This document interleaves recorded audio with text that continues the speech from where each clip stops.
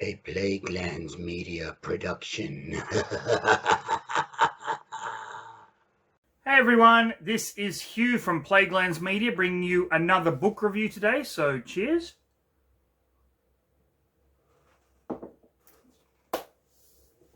Now, today I'm looking at an author who, I'm not going to say is controversial, but among horror fans, very, very divisive.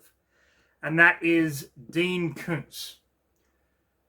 The reason that Dean Koontz is so divisive among horror fans is because he was writing novels around the same time as Stephen King kind of started. They have this very prolific, pardon me, body of work. And so a lot of people see Dean Koontz as the poor man's Stephen King. I think that's an unfair portrayal of him as an author. There are books of his that I love. There are books of his that I hate. Just the same as with Stephen King. Today I'm looking at The Bad Place. This was actually published in 1990. I hadn't read it before. It wasn't on my radar. I wasn't a huge Dean Koontz fan back in the day. I preferred the horror authors, the British horror authors that were coming out, like Sean Hudson and James Herbert. I did dabble a little bit in Dean Koontz. I believe The Face of Fear was one of the first Dean Koontz novels that I actually read. And then as I kind of got older and my reading sensibilities changed, I started to explore a little more. One of my favorite novels of Dean Koontz is From the Corner of His Eye. I think it is absolutely brilliant. So, now that I am much, much older and my reading tastes have really kind of varied a lot since back in the day, and since Plaguelands Media does have this channel where they've given me the opportunity to read and review books on it, then I figured, why not? Saw this, ordered it, and read it, finished it last night, actually. So yeah, let's first talk about the cover. Fuck me, this has nothing to do with the book. It's a wraparound cover, as you can see there, and it's just the street. Like, who fucking gives a shit? It's got nothing to do with anything. This is an example of never judge a book by its cover, because if I saw this on the shelf of a bookstore, I would probably walk past it, although the prominent name Dean Koontz would make me go, okay, let's check this out. Awful cover for a book that was really fucking entertaining and that I tried to anticipate but didn't really. It's a horror novel, it's a detective novel, it's got elements of noir in it. The characters are very well written, especially the two main characters of Bobby and Julie Dakota, who are the private investigators in this story that are the ones trying to work out what the fuck is going on. The villains of the piece are interesting, and then when you find out their backstory, you're just like I was reading this on a train, and I said out loud, "What the fuck?" And the people around me all looked at me. I'm in South Korea. A lot of them probably don't have a good grasp of English, and yet they knew immediately when I'm like, "What the fuck?" They're like, "What the fuck, dude? You don't just say that on a fucking train." It was fucking messed up. The backstory of the main kind of villains and shit in this was messed up. As to the horror aspect of this, it's there, but it's not prominent. And I think that's something that Dean Koontz does very, very well. The reason I loved the horror authors of the 80s so much, Sean Hudson's novels like Slugs and things like that, Assassins and Relics and whatnot, is because he put it's horror and sex combined. And as a teenager, that's all I'm thinking of, horror and sex, whatever. James Herbert does the same thing with a lot of his horror novels. An absolutely fantastic horror author, although their books are a little bit dated today. You're going to get references that people are going to fucking get trigger warnings over and shit like that. But with this, there's horror in it. There's a little bit of body horror. Not a lot, so you're not really kind of grossed out reading it. It's more good versus evil, but there's a little bit of intrigue in there thrown in. It's a really fine line that Dean Koontz treads with this one, and it works very, very well. There was one part of the book that I was just like, are you kidding me? You're not doing the Stephen King thing, which I will allude to in the spoiler-filled next part of this video. But ultimately, no, he doesn't go down that route. So, enjoyed it. Sadly, I don't know if a lot of people today are going to read this and love it as much as I did, purely because it is set in like the early 90s, 1990, 1991, and people today will be like, oh, just use your fucking cell phone. Just take a selfie, whatever. And, you know, literature doesn't fucking work like that. You've got to understand the context in which this stuff was written in order to thoroughly enjoy it. So I do recommend this book. I had a lot of fun with it. I really like the characters. It was, to an extent, believable, in as much as the characters were all written in a realistic fashion.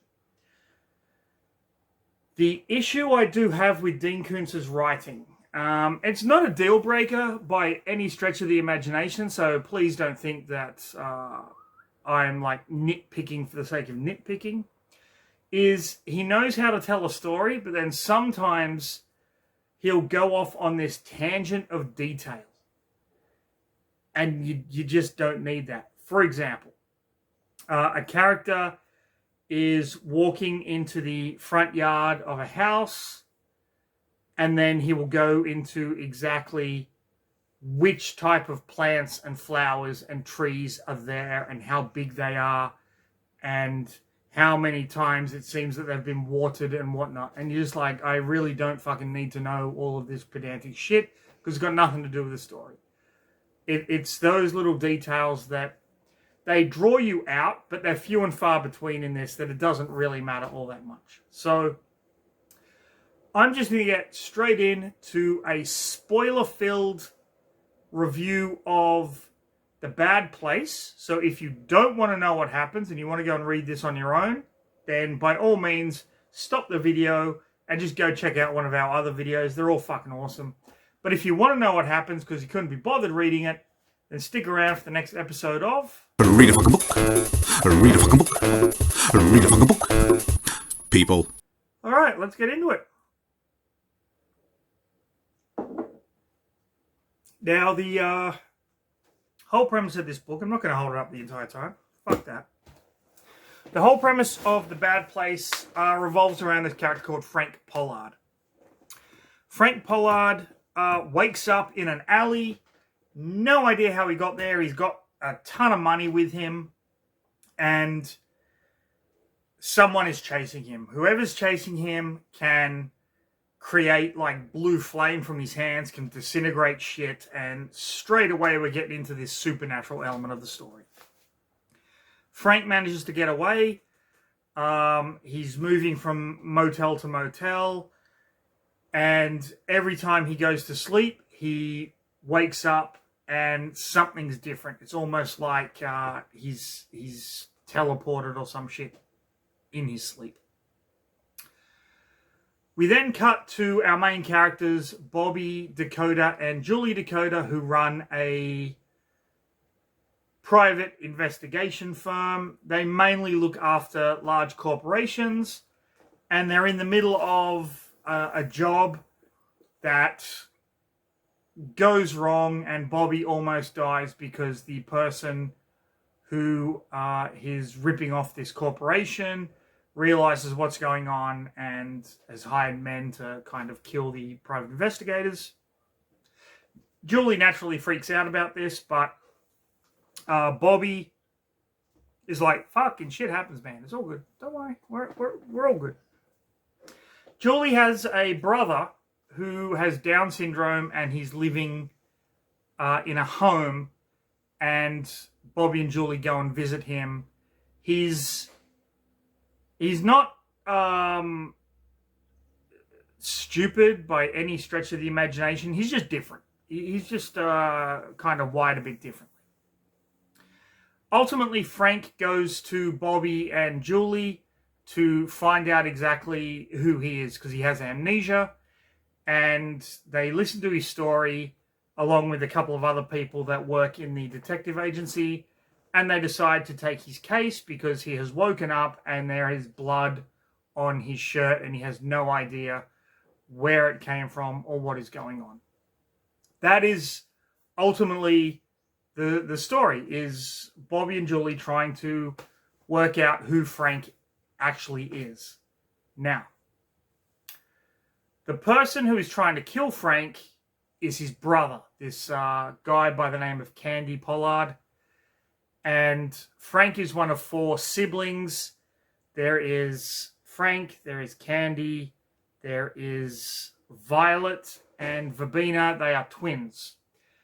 Each of the people in this family, all 4 of them, have abilities. Frank can teleport. Candy can teleport as well, but he can also manipulate matter that is non-organic. And the twins, Violet and Verbena, can put their consciousness into animals, and they also have, like, their consciousness is combined between the 2 of them. Now, we find out through the course of the story that Frank actually killed his mother, and that is why Candy is after him. Frank knows that his mother was evil, and Candy was the one that was closest to their mother. Through the course of the story, we find out that Frank, when he teleports and when he comes back, he's basically putting his molecules back together, and it's not always coming back together right, and that's why he has this amnesia. But he's also teleporting to all of these different places where he ultimately felt safe, because it's been 7 years since he killed his mother, and he's been on the run ever since. We get introduced to other characters through the story, but they are very low-key side characters, although some of them do actually die. And Candy is always kind of on the trail. We find out also that Thomas, Julie's brother, has abilities as well. He has the ability to, as he calls it, TV his thoughts, where he can think something and then send it to someone and they will get the message. He tries to do it with Julie, but Julie's not receptive. But Bobby is more receptive. So he TVs his thoughts to Bobby, that the bad thing is coming, that they're going to the bad place, that kind of thing. But he also manages to find Candy and tries to keep an eye on him so that he will stay away from Julie.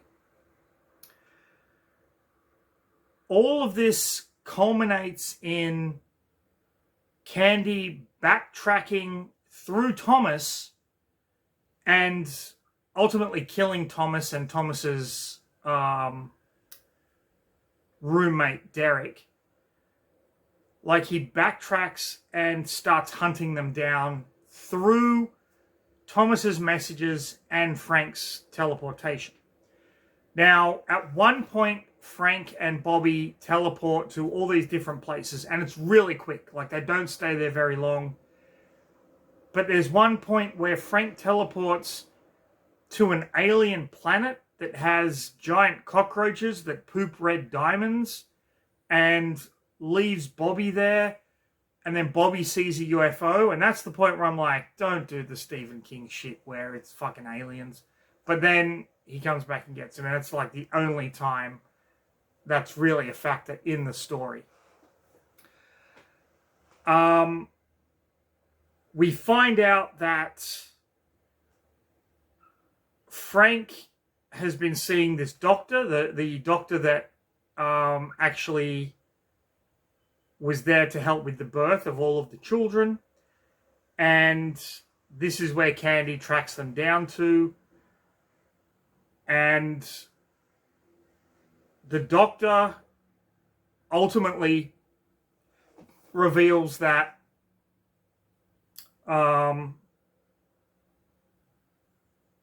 Frank and Candy and Violet and Verbina's mother was a child of incest. Her parents were brother and sister, and when she was born, she was an hermaphrodite, but a very rare hermaphrodite who had the female genitalia on the outside and the male genitalia on the inside, but the male genitalia still worked. So what she ultimately did was, this is the what the fuck moment. She managed to impregnate herself with her own semen in order to give birth to her children. That's Frank, Candy, Violet, and Verbena. Candy is born with no penis, but 4 testicles, hence the large amount of testosterone pumping through his body that causes him to have this like strength and abilities and whatnot. And so Candy kidnaps Julie, takes her back to his childhood home. Bobby and Frank go there. Bobby has come up with this plan. Candy has killed Violet and Verbena in the interim. And then Frank grabs Bobby and starts to teleport him, ultimately bringing him back with their molecules so fused together that there is no possible way either of them can survive. And then Bobby and Julie go on to sell the detective agency and live out their lives in their dream house, although they don't have Thomas with them because he has been murdered, but they still kind of keep his memory alive at the end of the novel. The whole thing takes place over the span of about 4 days, give or take, maybe 1 or 2 days. It's a little kind of finicky to tell, but it starts out one way and ends another, and there's no fucking way anyone can predict how this thing is going to end. It was just batshit, what the fuck, crazy, and I really enjoyed it. I really did enjoy this Dean Koontz novel. It was a lot of fun. It went in unexpected places, and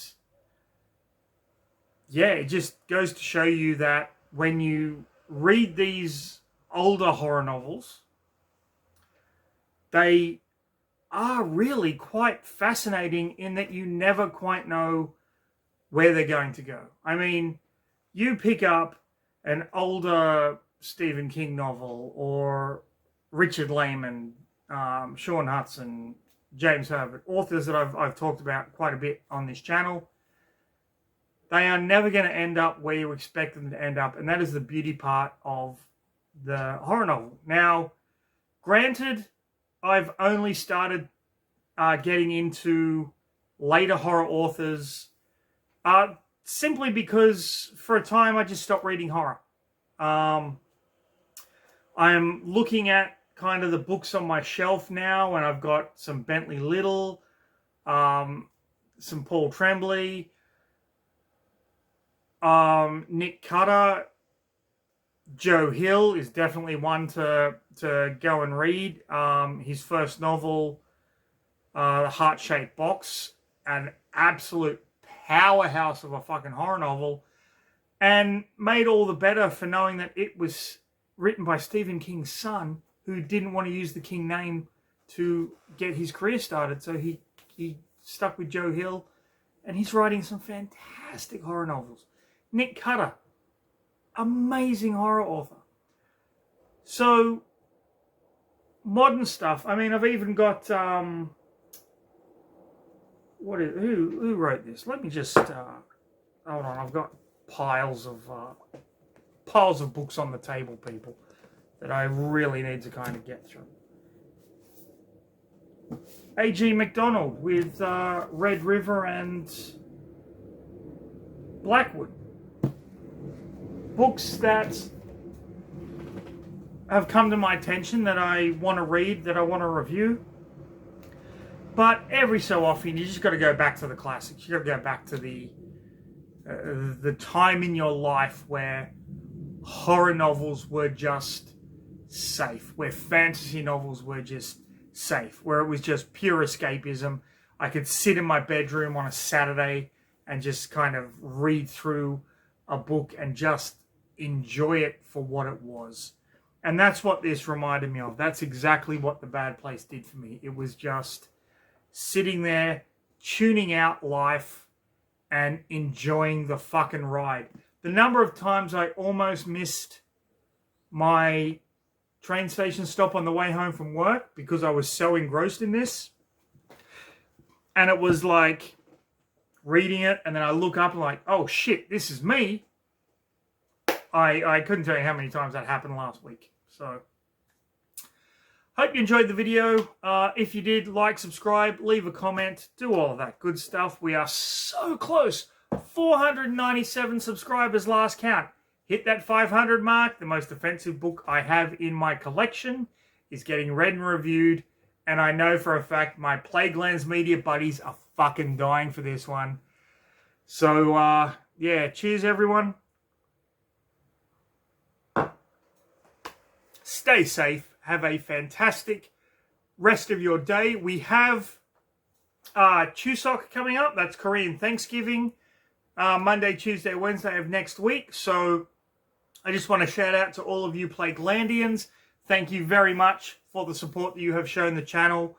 I know we're just a small channel and we're not doing all that much because of work and whatnot, but it means so freaking much to see you liking the videos, watching the videos, all of that kind of thing.